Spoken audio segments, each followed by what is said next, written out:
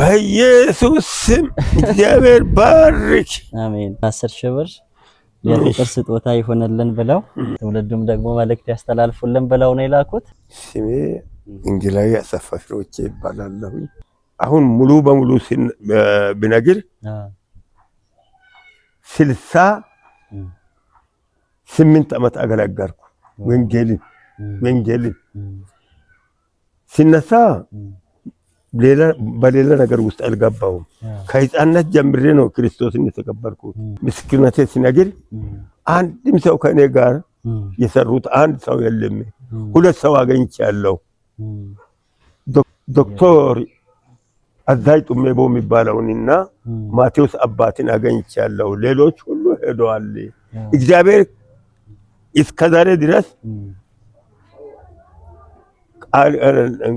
ቃሌን አስተምሪ፣ የቀረ ነገር አለ ተነስ ብለው 4 ዓመት ታምሜ 4ኛ መጨረሻ በመስከረም ውስጥ ይኸው ብትሬን ተቀበል ብሎ አነሳኝ። ከዚያ በኋላ አሁን ወንጌልን እያገለገልኩ 2 ዓመት ጨርሻለሁ ከተነሳሁ እስከ ዛሬ ድረስ ወንጌል ነው የሚሰራው። 2ኛ ጴጥሮስ ምዕራፍ 1 ቁጥር 10 ላይ ስለዚህ ወንድሞቼ ሆይ መጠራታችሁና መመረጣችሁን ታጸኑ ዘንድ ከፊቱ ይልቅ ትጉ፣ እነዚህ ብታደርጉ ከቶ አትሰነከሉምና ወደ ጌታችን ወደ መድኃኒታችን ወደ ኢየሱስ ክርስቶስ መንግስት በሙላቱ ይሰጥላችኋል ይላል። እስከ ዛሬ ድረስ እኔ ሰውን ሲያስተምር ከጌታ ጋር ኑሩ እንጂ ሁሉ ነገር ወደ አንተ ይመጣል እንጂ አንተ ፈልገህ አታገኙም። ወደ አንተ ነው የሚመጣ። መጽሐፍ ቅዱስ ይላል ዘዳግም ምዕራፍ 28 ቁጥር 1 እስከ 12 ድረስ በረከት አንተን ፈልጎ ይመጣል ይላል። እግዚአብሔር ካለ ቅን ሰው ከሆንክ ወደ አንተ ይመጣል እያልኩ በቃ ወንጌልን ከጌታ ጋር ኑሩ እያልኩ ነው የሚያስተምረው። ዳዊትና ሳኦልና ዳዊት ብዙ ጊዜ ጦርነት ነበሩ በእነሱ መካከል። ሳኦል እየደከመ ዳዊት እየበረታ ሄደ። ደግሞ ምዕራፍ 5 ቁጥር 10 ላይ ዳዊትም እየበረታ ሄደ፣ የሰራዊት አምላክ ከእርሱ ጋር ነበረ ይላል። እስከዛሬ ድረስ ከእግዚአብሔር ጋር ሰው ከእግዚአብሔር ጋር ሆኖ እንዲኖር ነው የሚፈልገው። በዚህ አጋጣሚ በዚህ ሚዲያ የሚከታተሉን ወገኖች ይኖራሉና ጌታን ያላወቁ ብዙ ወገኖች ይኖራሉ። ይሄንን መልእክት ቢያስተላልፉ ደስ ይለኛል። አሁን ጸጋ ዘመን ውስጥ ነው ያለ ነው። አዎ፣ ስለዚህ ዘመኑን ማወቅ ያስፈልጋል። ሰው መጀመሪያ ዘመኑን ማወቅ። በነገስታት ዘመን እስራኤልን የሚገባው ያደርግ ዘንድ ዘመኑን የሚያውቁትን ጥበበኞችን የይሳኮር ልጆች 200 ነበሩ ይላል። ዘመኑን ማወቅ ሰው መጀመሪያ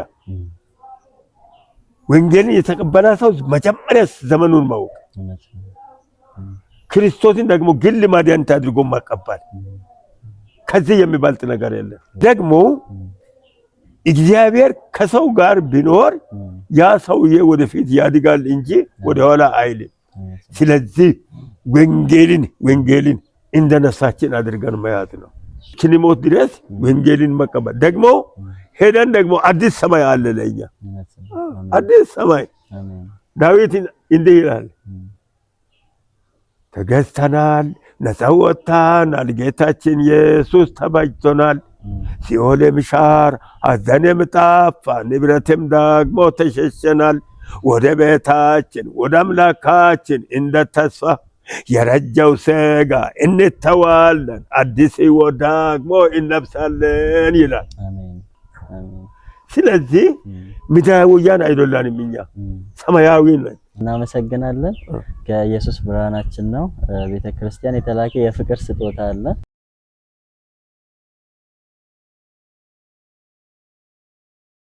በኢየሱስ ስም እግዚአብሔር ባርክ።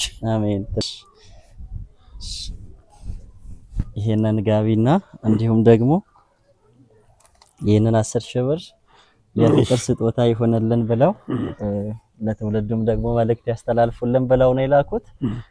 እነዚህን ህብረቶች እስቲ ባሉበት እግዚአብሔር እንዲረዳቸው ከዚህ ቀጥሎም በሚሰሩት የወንጌል አገልግሎት ላይ እግዚአብሔር እንዲያግዛቸው ጸጋው እንዲበዛላቸው መርቋቸው። ይህንን ስለ ወንጌል ጉጉታቸው ወንጌል ስለሆነ ነው ይህንን ሰዎች የሚያደርጉ። ለነሱ ምን ልበል? ሰማይና ምድርን የፈጠረ ጌታ ከነሱ ጋር ይሁን። አሜን። እነሱን እግዚአብሔር በእውነት ይምራቸው። አሜን። የእግዚአብሔር በረከት በእነሱ ላይ ይውረድ። አሜን። እና እንኳን ገንዘብ ሳይሆን የእግዚአብሔር ጸጋ በእነሱ ላይ ይውረድ። አሜን። አንተም ደግሞ ስለዚህ ለፍተህ መጥተሃል። እግዚአብሔር ትልቅ ነገር ይሰጥሃል። ስለዚህ ስለሰጠህ ደግሞም ተልእኮን ለመፈጸም ስለመጣህ እግዚአብሔር ላንተም የተከፈተ በር ይስጠው። አሜን። ይባርከው። አሜን። እግዚአብሔር ደግሞ በአንተ ላይ ይንገስ። አሜን። ልብህን ይውረስ። አሜን። ሰውነትን ይውረስ። አሜን። በረከት በአንተ ላይ ይውረድ። አሜን። እግዚአብሔር ይባርክ። አሜን።